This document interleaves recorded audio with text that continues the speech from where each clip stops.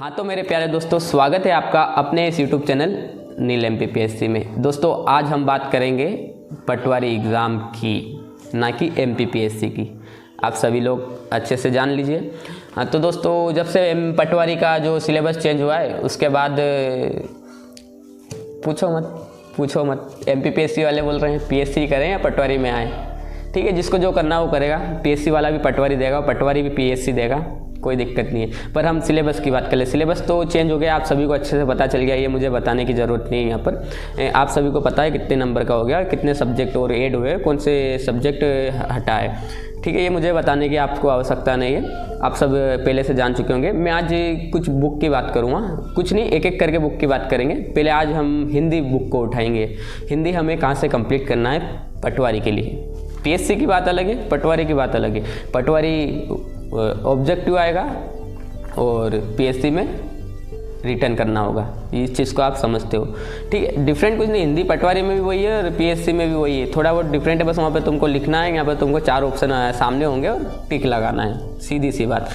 तो हिंदी की बात कर ले, अगर किसने PSC की हिंदी पढ़ ली होगी तो उसको कोई इश्यू नहीं है। उसको क्या करना है, उसको ओनली ऑब्जेक्टिव लगाना है। हिंदी तो उसने पढ़ चुका है। अगर पटवारी की एग्ज़ाम आप पटवारी की तैयारी करने वाले हैं तो आपको एक बार बुक पढ़ लेना है या कहीं से टीचर से पढ़ लेना है, जिससे एक आपसे दिमाग में कंसेप्ट बन जाए। कंसेप्ट बनने के बाद आपको ऑब्जेक्टिव लगाना है। तो आज हम बात करेंगे ऑब्जेक्टिव बुक की। मैं आपको हिंदी की बुक भी बता दूंगा, अगर आपने थ्योरी कहीं से नहीं पढ़ी है तो थ्योरी हमें कहाँ से पढ़ लेना है, हिंदी कहाँ से समझ लेना है। तो टीचर की बात हो जाएगी। टीचर में किसी स्पेशल टीचर का नाम नहीं लूँगा, सब अपने आप में तुर्रम खां हैं टीचर। तो आप किसी भी टीचर को पकड़ लीजिए, हिंदी एक बार पढ़ लीजिए। हिंदी पढ़ने के बाद अगर आपको ऑब्जेक्टिव की बारी आती है, अब ऑब्जेक्टिव हम कहाँ से लगाएं, तो ऑब्जेक्टिव के लिए हमारे पास सबसे पहले आती है ये बुक। ठीक है, ये इस बुक का हम रिव्यू करेंगे। तो इस बुक में हम बताएंगे, जिसने पढ़ ली है हिंदी थ्योरी में, अब उसको ऑब्जेक्टिव लगाना है। थ्योरी की बात कर ले, हम थ्योरी की भी बात कर ही लेता हूँ मैं पढ़ने के लिए। तो आपके पास 2-3 बुक है जो मैंने जहाँ से किया है। तो एक तो मैंने ये बुक परमेश्वर की है, जैन ब्रदर्स परमेश्वर यूनिवर्सल इंडिया की। और अगर ये नहीं है तो आप सबसे अच्छी हिंदी व्याकरण एवं रचनाएं, तो आपको ये हमारे मध्य प्रदेश हिंदी ग्रंथ एकेडमी की है, इसमें मिल जाएगी। तो इसमें भी हमारे बहुत सारी अच्छी चीज़ है हिंदी समझने के लिए। तो मैं आपको इसमें पहले थ्योरी की बात कर लूँ, इसमें टॉपिक बता दूँ तो इधर साइड में चल जाएगा, ये आपको चल जाएगा। तो इसमें भाषा एवं व्याकरण, वर्ण विचार, शब्द विचार, संज्ञा, सर्वनाम, विशेष, क्रिया विशेषण, संबोधक, संधि, समाज, फिर आ जाता उपसर्ग, प्रत्यय, विराम चिन्ह, मुहारे, लोकोक्ति, अपठित गद्यांश, पत्र लेखन, ये तो अलग चीज़ है। भी छंद, अलंकार, ठीक है, ये वाली चीज़। तो ये PSC में हैंड राइटिंग के लिए भी अच्छी, इसको समझ लिया। किसी टीचर से पढ़ के बुक पढ़ेंगे तो और अच्छा रहेगा, मेरा मानना है। क्योंकि जो चीज़ समझ में नहीं आती वो पहले टीचर से समझो, फिर बुक पढ़ो, फिर अपने हिसाब से हैंड राइटिंग नोट्स बनाएं, उससे करो। और हिंदी इसमें भी अच्छी है, इसमें भी आपको अच्छे से समझा रखा है। आप कहाँ से समझ पा रहे हो ये आपके ऊपर निर्भर करता है। तो हम इसमें ये बात नहीं करेंगे कि आपको थ्योरी कहाँ से पढ़ना है। अगर आपने थ्योरी अच्छे से पढ़ ली है कहीं से भी A to Z, यूट्यूब, कहीं ऑफलाइन टीचर, कहीं ऑनलाइन कोर्स से, कहीं से भी पढ़ लियो, बस अब ऑब्जेक्टिव की बारी आएगी। ऑब्जेक्टिव पटवारी में आएंगे, ऑब्जेक्टिव वहाँ हमको लिखना नहीं। अब ऑब्जेक्टिव के लिए ज़रूरी नहीं कि जो पूछ लिया वही, तो ऑब्जेक्टिव कहीं से भी कैसे भी बन सकता है, आप सभी को पता है। तो ऑब्जेक्टिव के लिए आपको अपनी दिमाग का थोड़ा वो चेक करना है, तो उसके लिए ऑब्जेक्टिव आप लगाते हैं या फिर टेस्ट सीरीज लगाते हैं। तो ऑब्जेक्टिव के लिए आप ये यहाँ से कर सकते हैं। तो इस बुक की हम रिव्यू करेंगे। जो हमारी बुक है इसका नाम है क्या, वस्तुनिष्ठ सामान्य हिंदी। ठीक है, वस्तुनिष्ठ सामान्य हिंदी। तो इसका फ्रंट पेज ऐसा है, आप सभी को दिख रहा होगा, और बैक पेज की बात करूँ तो ऐसा है। ठीक है दोस्तों, तो चलो स्टार्ट करते हैं। आ जाओ यहाँ। तो पहला संस्करण हमारा ये यहाँ पर दिखेगा आपको, प्रथम संस्करण, प्रस्तावना। ठीक है, और फिर इसके बाद इंडेक्स की बात करते हैं हम, जिसे विषय सूची बोलते हैं। तो इसमें टोटल विषय सूची हमारी दे रखी है 49, मतलब 49। तो आपको इसमें पटवारी के लिए सभी मिल जाएंगे, टेंशन लेने वाली बात नहीं है।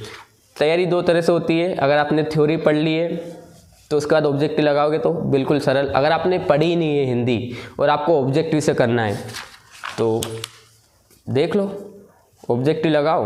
अगर आपकी मेमोरी तेज है, ऑब्जेक्टिव से समझो, चलने तो तेज। पर बहुत सारी सब्जेक्ट ऐसे होते हैं जिन्हें थ्योरी में समझना पड़ता है, सबका अलग अलग है, ऑब्जेक्टिव से भी होती है और थ्योरी से भी होती है।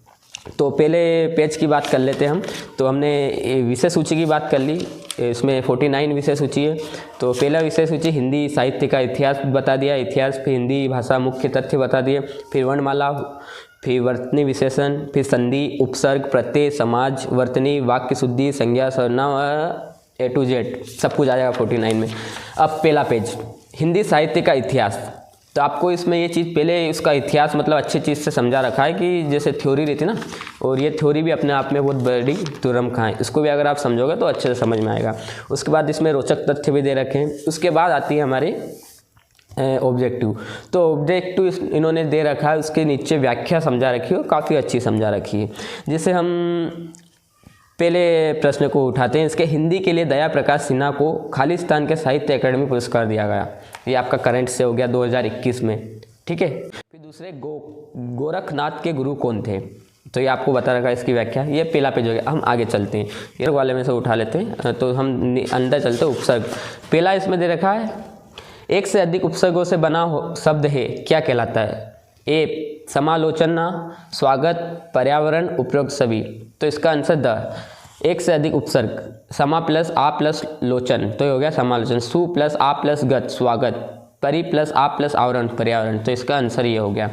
तो चीज़ें अगर आपने, ये आपको कहीं से थ्योरी में आपने चीज़ें समझ ली है, मेरा ये है थ्योरी में अगर आपने कहीं से चीज़ें समझ ली है, उसके बाद आप ऑब्जेक्टिव लगाओगे तो आपको काफ़ी लाभदायक होगी ये पुस्तक मेरे हिसाब से।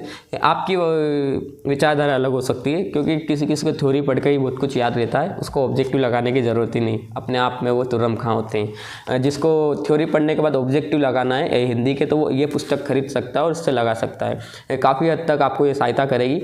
अब इसकी हम टोटल प्राइस की बात कर ले तो इसके ऊपर 320 मेंशन कर रखा है, आप देख सकते हो 320 मेंशन कर रखा है। उसके बाद इसमें हम पेज की बात कर लें तो इसका लास्ट पेज में 416 टोटल पेज बता रखे हैं। आप कितने दिन में कौन सा टॉपिक किससे कवर करना चाहते हो वो आपके ऊपर निर्भर करता है, ठीक है दोस्तों। और मैं आपसे एक निवेदन करूँगा कि अगर वीडियो अच्छा लगा हो तो चैनल को सब्सक्राइब जरूर कर दीजिए। मैं सब शुरू में बोलते हैं चैनल को सब्सक्राइब करने का, मैं सबसे लास्ट में बोल रहा हूँ, तो आप समझ सकते हो। आपको अगर फ़ायदा है तो ये बुक ले लीजिए, 320 रुपये की, तो आपको डिस्काउंट में 240 तक मिल जाएगी, ऐसे कोई इश्यू नहीं है। अगर आप लेना चाहते हैं तो, अगर आपके पास ज़्यादा पैसा भी है तो ले लीजिए, ठीक है।